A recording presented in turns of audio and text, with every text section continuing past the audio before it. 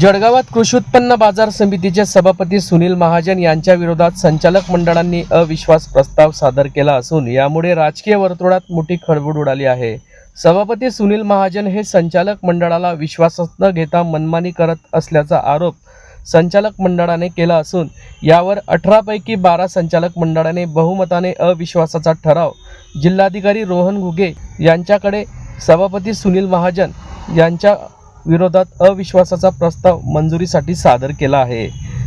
या संदर्भात संचालक लक्ष्मण पाटील व मनोज चौधरी यांनी याबाबत अधिक माहिती दिली। आज दिनांक 27 तारखेला कृषी उत्पन्न बाजार समितीचे सभापती सुनील महाजन यांच्या विरोधात अविश्वास प्रस्ताव दाखल केलेला आहे।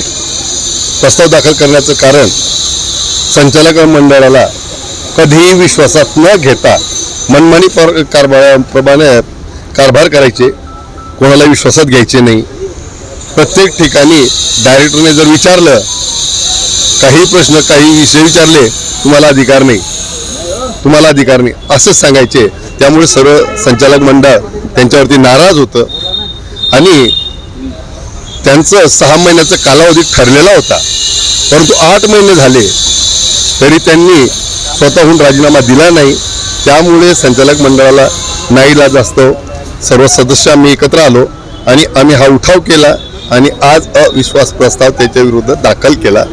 धन्यवाद। मी लक्ष्मण गंगाराम पाटील, जळगाव कृषी उत्पन्न बाजार समिती माजी सभापती। आणि